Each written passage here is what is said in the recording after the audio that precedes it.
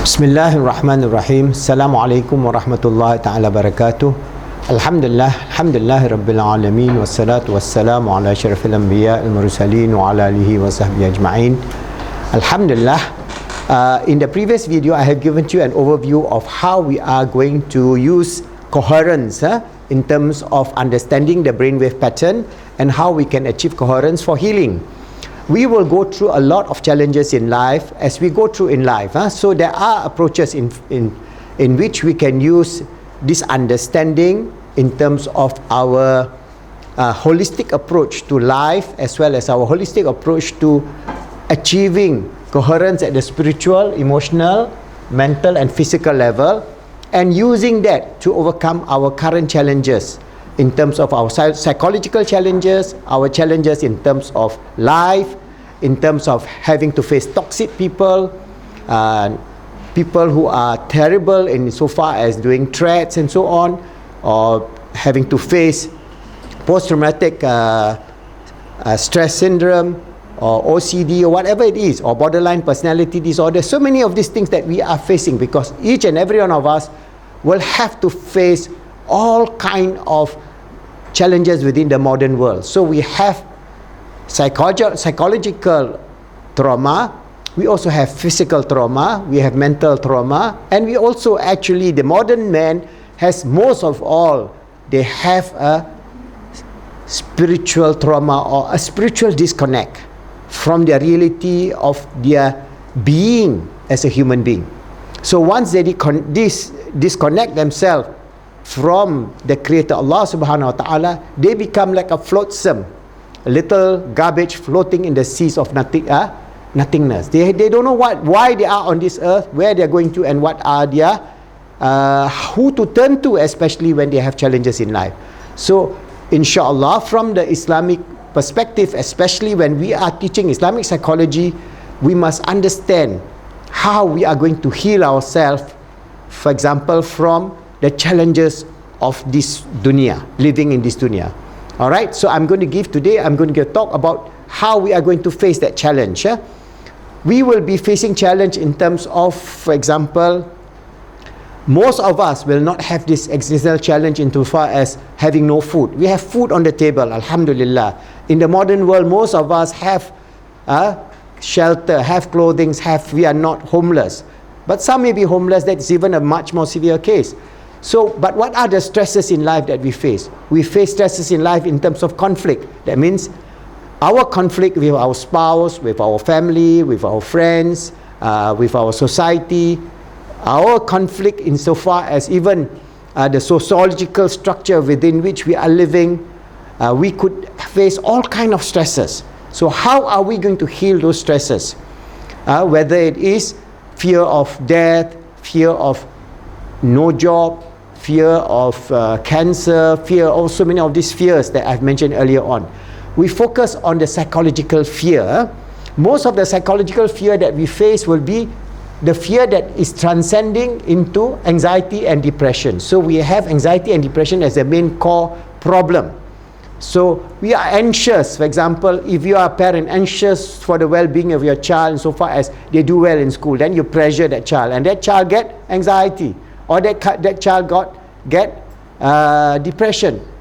All right, so these are issues that we face a lot within the family, because we are human beings. As human beings, we will face many stresses. So how we handle those stresses will then give us the well-being insofar as a balance in life. So naturally, when we face the stresses, we are in a negative mode.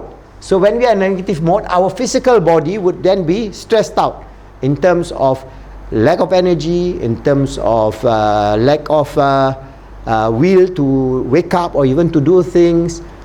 We are facing challenges insofar as our mood swing, our personality, and so on. So to do that, we have to gradually go back to the basis. In Islam, the basis is we must then try first to heal ourselves. And how to heal ourselves? We know about the coherence in terms of the spiritual, emotional, mental and physical self.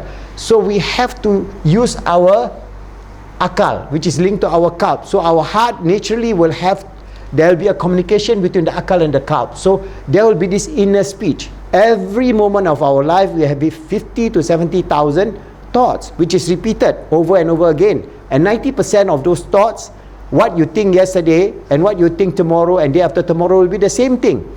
Alright, the same negative thoughts that is pumping through your conscious and subconscious mind, and it is become a repetitive inner speech or inner talk. So the way forward is for us to change that inner speech. So how we change the inner speech?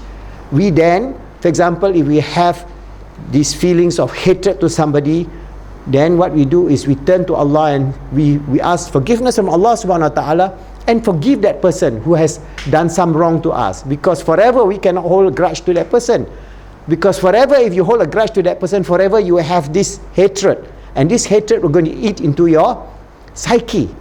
So we have to give forgiveness. So Allah always tells us about forgiveness. We have to change our hate into love, into mercy and compassion. So these are a process that we have to start from our subconscious mind and then infuse it into our conscious mind and repeat it over and over and over again, insofar as our feelings then develop this sense of compassion, sense of forgiveness, sense of mercy, sense of love.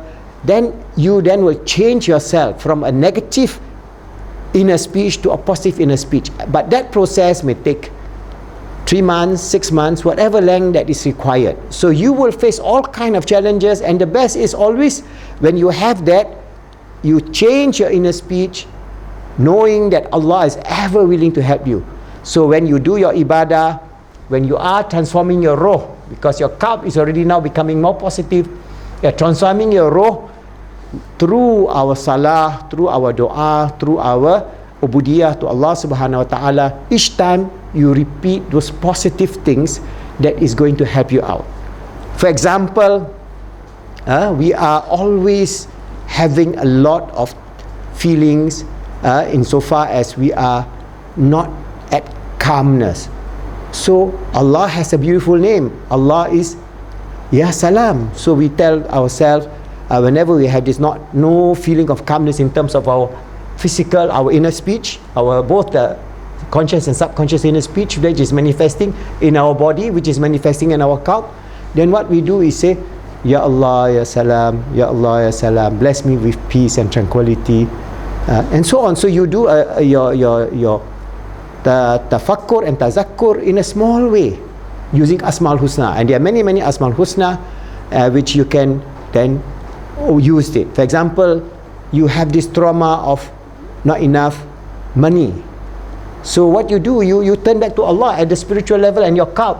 Instead of thinking, how am I going to get the money, how am I going to get the money, how am I going to get the money, you change your focus, your inner speech to by saying, Ya Allah, Ya Fattah, Ya Razak, Ya Allah, Ya Fattah, Ya Razak, Ya Allah, Ya So when the intrusive thoughts come about no money, you come and go back to Ya Fattah, the opener of the gate of total success, Ya Razak, the bestower of rizki that is abundant without limit. Because Allah tells us in the Quran, وَتَرْزُقُ مَنْ تَشَاءُ بِغَيْرِ حِسَابٍ. He gives you His rizq to anybody that He wishes without any limit. So there is no worry. Naturally, we have to do the ikhtiyar, not only that we do this dua and this approach in terms of cleansing our negative inner speech to positive inner speech. So whatever that is affecting us, we can then use this small approach in terms of our Asmaul Husna, our zikrullah, our remembrance of Allah, our worship 5 times a day, for us to center ourselves back to the joy of being a mu'min, to the joy of being a Muslim who has ubudiyah, who has love for Allah subhanahu wa ta'ala, and in return seek for His love, seek for His mercy and grace. So by doing that, inshallah, all our fear in terms of this dunya will pass by, inshallah. But this is the ikhtiyar that we have to do, because Allah gives us the opportunity for us to express our inner quest to Him. Whatever that is troubling us, turn to Allah subhanahu wa ta'ala, seek His grace, seek His forgiveness, seek His mercy, then have mercy on others, work together to have peace and happiness in yourself, with your children, with your family, with your community, with the world. And naturally, When you are having a toxic incident, suddenly you get worked up. But when you try to overcome that, you remember the grace of Allah, you remember His mercy, you remember His Rahman Ya Rahim, Ya Allah Ya Rahman Ya Rahim, or you can say Ya Allah Ya Rahman Ya Rahim, Ya Salam, help me, I have this toxic incident. Turn to Him, so you have somebody to narrate to. You may not have a counselor, but Allah is your ever living, ever knowing counselor that is going to change your heart towards becoming a person with a kind heart, a person that can live with the stresses that we are going through in this modern world, that we all will have to go through day by day, time by time. All of us will have some sort of problems that, inshallah, with the grace and mercy of Allah, we can overcome our psychological problems and overcome the problems of fear, of anxiety, of depression, OCD, personality disorder, and whatever that we may have. Always turning back to Allah subhanahu wa ta'ala, knowing that He's your helper, He's your protector, He's your Lord who created you, who gave you this opportunity to express the fullness of life as a true and sincere servant of Allah, as His Khalifa on this earth, striving to make ourselves good, helping others to be good, and making the world good, inshallah.